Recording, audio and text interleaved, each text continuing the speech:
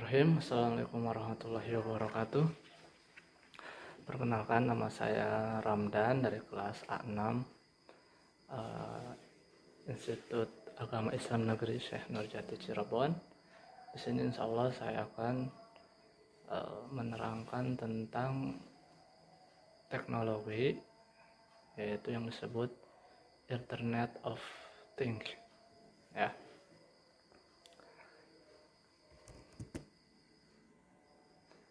Ada beberapa hal yang ingin saya sampaikan. Yang pertama, Internet of Things atau yang lebih familiar disingkat dengan IoT, istilah IoT. Kemudian, what is IoT? Kemudian, how it works, atau bagaimana cara kerja IoT itu sendiri. Kemudian, IoT expanded, itu pembahasan tentang IoT itu sendiri. Nah, IoT kalau secara istilah yaitu bagaimana sebuah perangkat terkoneksi dengan internet, seperti itu. Ya, intinya koneksivitas segala sesuatu alat itu bagaimana caranya digabungkan ke dalam internet agar tentunya memudahkan user dalam pengendaliannya. Di sini ada beberapa contoh seperti kipas angin, kemudian lampu, kemudian ada kulkas, kemudian ada TV, kemudian ada kunci dan lain sebagainya. Nah, itu bagaimana bisa terkoneksi dengan internet agar user bisa menggunakannya walaupun di tempat yang jauh. Itu kurang lebih definisi Internet of Things. Nah, kemudian perangkat IoT, Internet of Things. Ada beberapa perangkat yang harus tersedia, ya. Yang pertama, sensor, ya. Sensor berfungsi sebagai penerima atau pengoleksi informasi tentang apa yang diinginkan monitor. Contoh, sensor suhu untuk mendapatkan informasi suhu, kamera, mikrofon, dan lain-lain. Itu merupakan sensor, ya, yang ada pada perangkat IoT itu sendiri. Kemudian CPU atau komputer.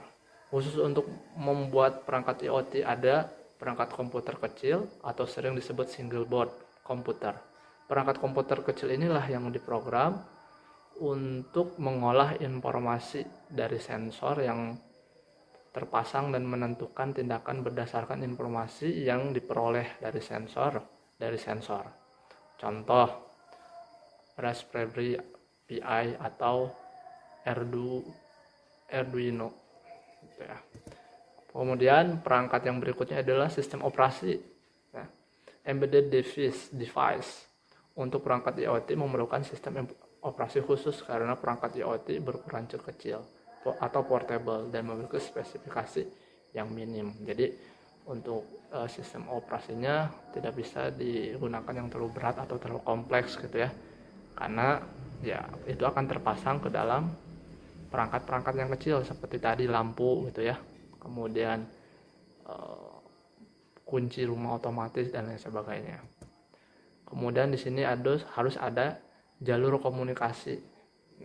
Setelah sensor mengoleksi informasi dan CPU mengolah dan menentukan tindakan berdasarkan informasi yang diterima, maka perangkat IoT, perangkat Internet of Things memerlukan jalur komunikasi untuk mengirim data yang telah diolahnya ke user atau bahkan ke server pusat. Contohnya Bluetooth atau Wi-Fi ya. Jadi setelah itu perangkat membutuhkan jalur komunikasi ya untuk mengirimkan ke user contohnya, dan itu bisa melalui Bluetooth atau Wi-Fi. Kalau umumnya sih menggunakan Wi-Fi seperti itu ya. Kemudian keluaran. Nah, keluaran di sini keluaran di sini merupakan action dari program yang terpasang dari CPU seperti mengirim informasi ke pusat server jika memenuhi kondisi tertentu. Contoh, mengirim informasi ke pusat server jika memenuhi kondisi tertentu atau menggerakkan motor. menyalakan lampu, membunyikan alarm, menampilkan data di layar. Nah, jadi kurang lebih untuk IoT ini ada beberapa perangkat yang harus terpenuhi. Yang pertama sensor, CPU, sistem operasi, jalur komunikasi, dan keluaran. Keluaran itu bisa berupa penggerak, menggerak yang menjadi penggerak dari informasi seperti itu. Nanti insya Allah akan dijelaskan pada contoh. Nah, prinsip kerjanya pertama itu benda diberikan identitas untuk yang dapat direpresentasikan sebagai data oleh sistem komputer. Bisa berupa barcode, QR code, RFID, atau IP address. Kemudian sensor akan membaca perintah tertentu lalu mengirimkan pesan kepada komputer yang tertanam pada benda tersebut untuk memprosesnya. Kemudian berikutnya setelah perintah diproses, lalu komputer memberikan informasi ke server untuk melakukan aksi sesuai prosedur. Nah, implementasinya banyak sekali yang diimplementasikan dari Internet of Things ini. Bisa berupa handphone, kalau handphone jelas ya, mobil, kemudian ada kipas angin, kemudian dan lain sebagainya. Semuanya bisa terkoneksi dengan internet sehingga kita bisa mengendalikannya di jauh asal terkoneksi dengan internet, atau kita bisa men-settingnya secara otomatis di waktu-waktu yang tertentu yang ingin kita hidupkan. Nah, untuk lebih jelasnya di sini ada contoh dalam smart home contohnya ya. Nah, di sini ada lampu ya. Nah, jadi ketika lampu ini sudah berbasis IoT atau Internet of Things, kita bisa menghidupkan atau mematikan lampu tersebut walaupun kita berada di luar rumah. Seperti itu ya. Asal syaratnya tadi si lampunya itu pertama ada ada sistem operasinya gitu ya.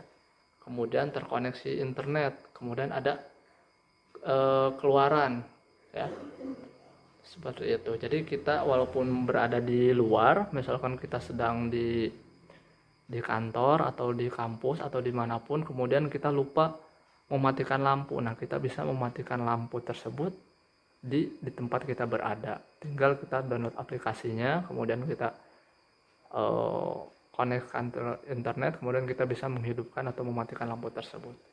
Atau bisa juga menggunakan waktu, misal waktu lampu menyala dari pukul 5 sore sampai 5 subuh. Nah, itu bisa di setel secara otomatis. Seperti itu ya. Kemudian contoh yang berikutnya yaitu, nah di sini ada kunci ya. Ada kunci yang tentunya tadi ke 5 perangkat tadi harus ada ya. Seperti sensor, kemudian internet, kemudian CPU dan lain-lainnya. Nah, ini merupakan contoh implementasi dari Internet of Things di mana kita bisa membuka dan menutup pintu rumah walaupun kita berada jauh di rumah kita sendiri. Seperti itu. Inilah salah satu contoh dari Internet of Things. Artinya kita bisa mengontrol jauh dari mengontrol perangkat walaupun kita jauh dari perangkat tersebut. Kemudian contohnya ada di sini smart city. Nah, ada lampu merah ya. Kalau di luar negeri itu biasanya ada lampu tilang otomatis ya, yang terkoneksi dengan internet. Bahkan ada juga yang sampai tilangnya itu langsung dendanya itu langsung menguras rekening gitu secara otomatis. Nah, ini contoh dari Internet of Things. Kemudian contoh smart city yang lainnya yaitu, nah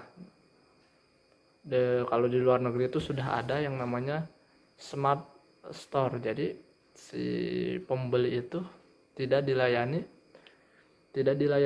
oleh manusia, tapi hanya dilayani oleh mesin. Jadi kita mencari barang yang kita inginkan, kemudian setelah kita dapat, maka kita tinggal bayar menggunakan uang uang elektronik. Dan gimana nanti kalau kita gak bayar? Nah, tentu di sini sensor akan berfungsi seperti alarm dan lain sebagainya.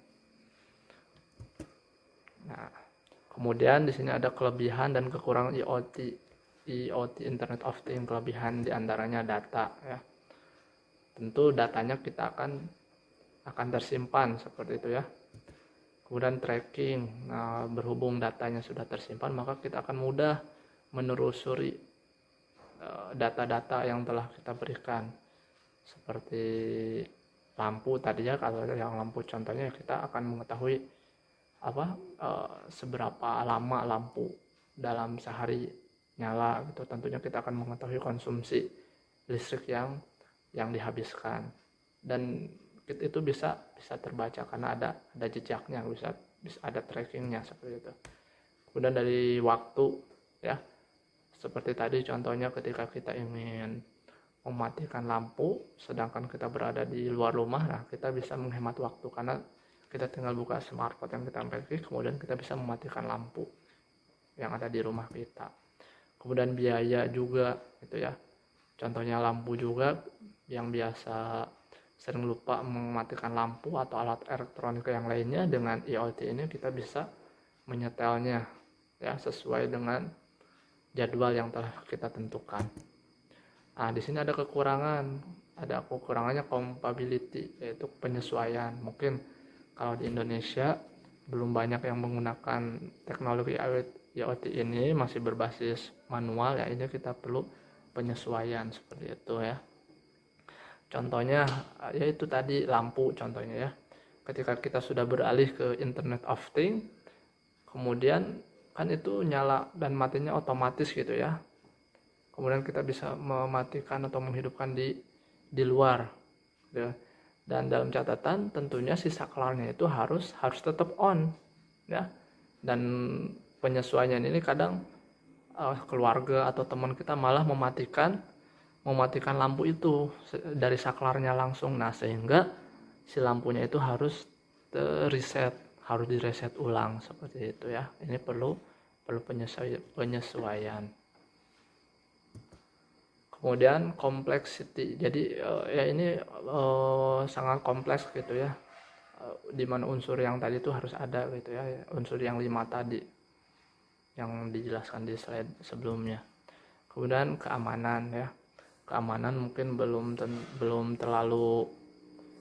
terlalu aman seperti itu ya. Seperti tadi yang terkait contohnya terkait contoh yang kunci rumah elektrik itu yang otomatis itu. Nah, ada sebagian yang bertanya gimana nanti kalau mati lampu seperti itu dan lain sebagainya. Tapi itu semuanya sudah diperbaiki, sudah dikembangkan menjadi lebih baik ya, karena teknologi ini semakin berkembang dari zaman ke zaman tentunya. Nah, mungkin hanya itu yang bisa kami sampaikan terkait mata kuliah yang telah pada mata kuliah ini. Terima kasih. Kalau ada salah-salah kata saya mohon maaf. Assalamualaikum warahmatullahi wabarakatuh.